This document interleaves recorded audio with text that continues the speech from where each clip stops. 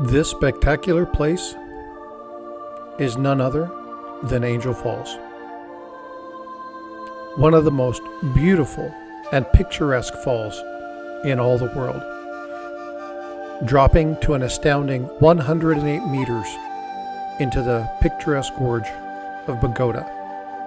This hard-to-reach tourist destination, these falls and the country are frequently called the Gem of Africa. The country is Zimbabwe.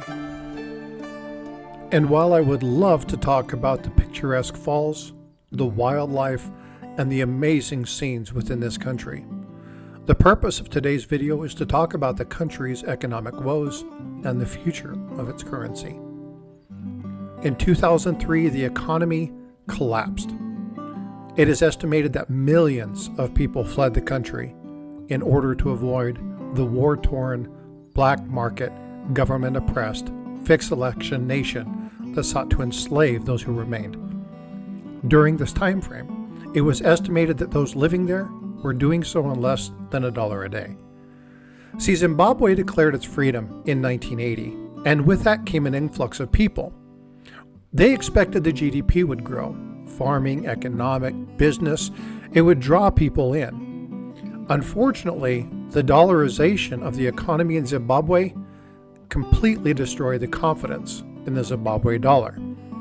This was the currency at the time, and with economic downturn and government manipulation, not only within registries and elections, but the manipulation of the money itself, inflation rose dramatically, dropping the weight and value of the ZWL to about 100% less than what it was worth just years prior.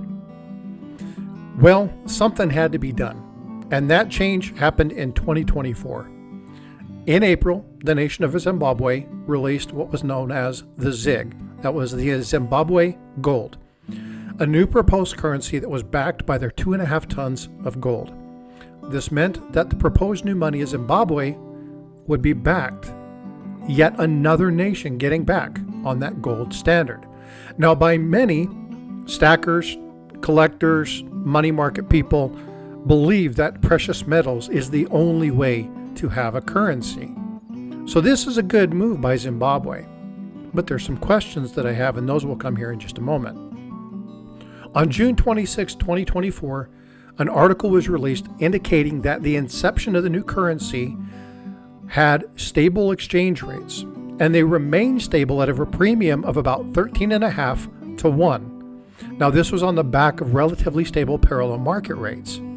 Now, the ISO, or known as the International Standards Organization, is a certification set of 5 quality standards.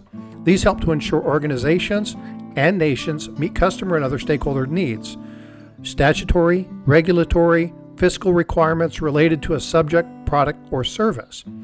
Now, they consulted that certification of the currency would go a long way in building confidence, which had been shattered by war-torn, shady dealings of the nation, and of course, dollarization. When you forsake your own currency, people lose trust in it. So Zimbabwe decided they would announce the designation of certification. This is going to turn the ZiG into the ZWG, standing for Zimbabwe Gold. In September of this year, it's going to replace the ZWL, and much like the Deutschmark or the Lira when the Euro took over, the announcement of this came after much deliberation.